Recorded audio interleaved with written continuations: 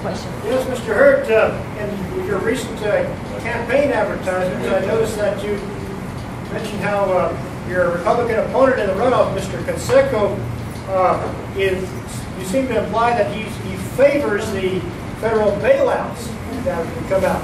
But as I've learned from him and other sources, he's totally opposed to such. Don't your advertisements seem a little disingenuous? Thank you for the question. For those that didn't hear it, the question was in recent material. We said that Peter Canseco supported the bailout in 2008. And that's what I was talking about. It was in 2008, he said in front of a group that he believed the TARP 1 was what the country needed, and at times the government needs to get involved.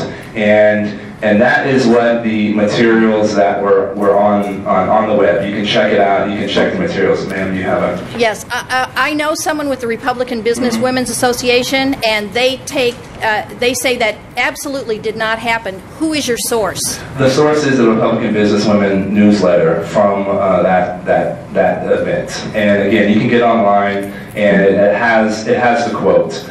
So we took it directly from the quote. And my thing is, we need folks that, listen, if he changed his mind, then fine, say you changed your mind. You know, we need folks that are willing to talk about the issues and then go up to Washington and fight for us. You know, we need folks that are saying one thing one time and saying something else at another time. And that is why, you know, talking about that instance.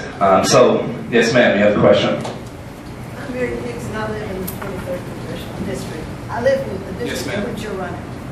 I got those 2 bailouts from you the last 2 days, and I was bitterly disappointed in what you said about Mr. Canseco. I've known him for quite some time. Now, I would much have preferred that you have a positive campaign instead of this negative against him.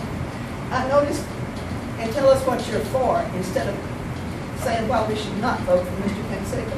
I noticed in this analysis of the votes, on the whatever it is, Voter's Guide. Voter's Guide, it was stated that you chose not to return yours. You had the opportunity to tell us what you were for or against here, and you didn't do it, and yet you chose to do this last-minute, 11th hour negative campaign against Mr. Canseco. Well, and so I really am disappointed. I applaud you for coming here today before us.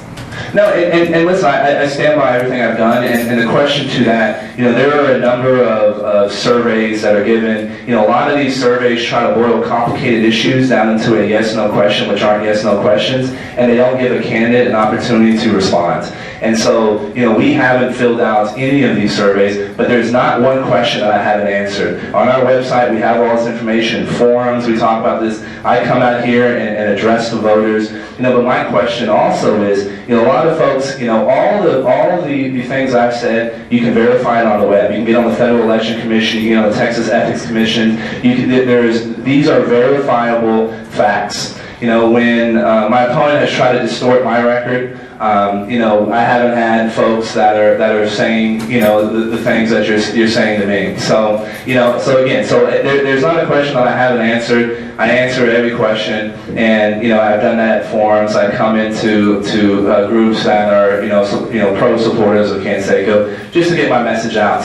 And so this is something that creating, you know, making sure people know, you know, who our elected officials are going to be. Sir.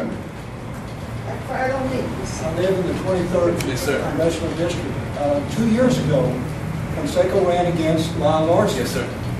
I cannot recall any kind of a negative campaign at that time, one way or the other, against Lyle or against Kiko. Right.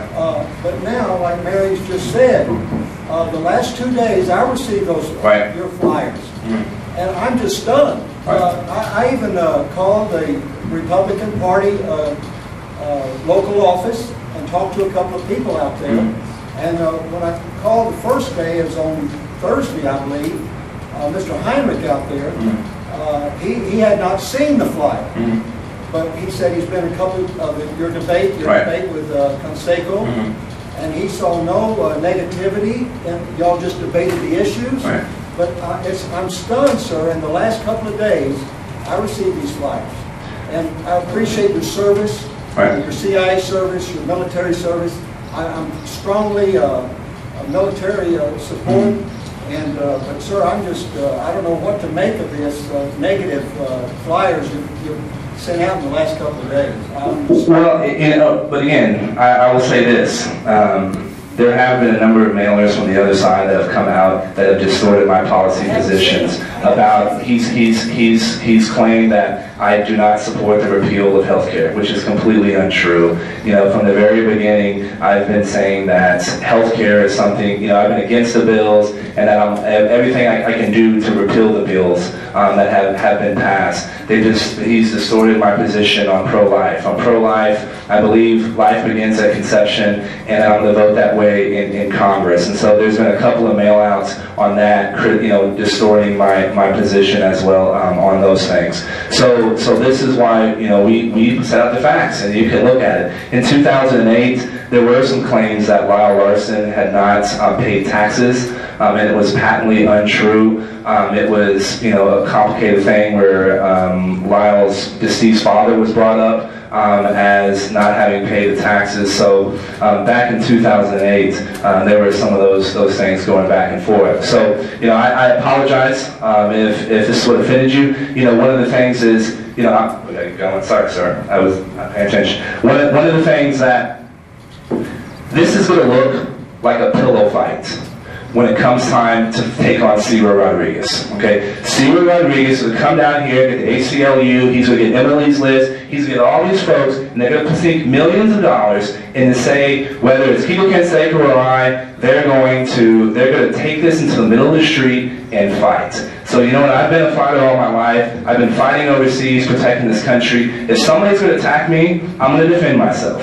Right? And this is what I'm doing. When I'm up in Washington, D.C., and somebody tries to cram something down the throats of the constituents of our district, I am going to fight tooth and nail to prevent that from happening. Right? And so this is what it takes to go up to Washington. People that are willing to stand up for what is right, stand up for the truth. And so I apologize if this is, and we got to get going. So I'm sorry to take up some of your time. Some of y'all have more questions. I'll stay here for a little while longer and address some of these concerns. But thank you, and sorry to take so much time. Yeah, Mr. Hurd, I'm going to present you with the HTA spending cap also, and wow, a negative campaign. Who could ever heard of one of those things? Have y'all noticed the ads from what's called the American Hospital Association running on TV thanking Ciro Rodriguez for voting for health care?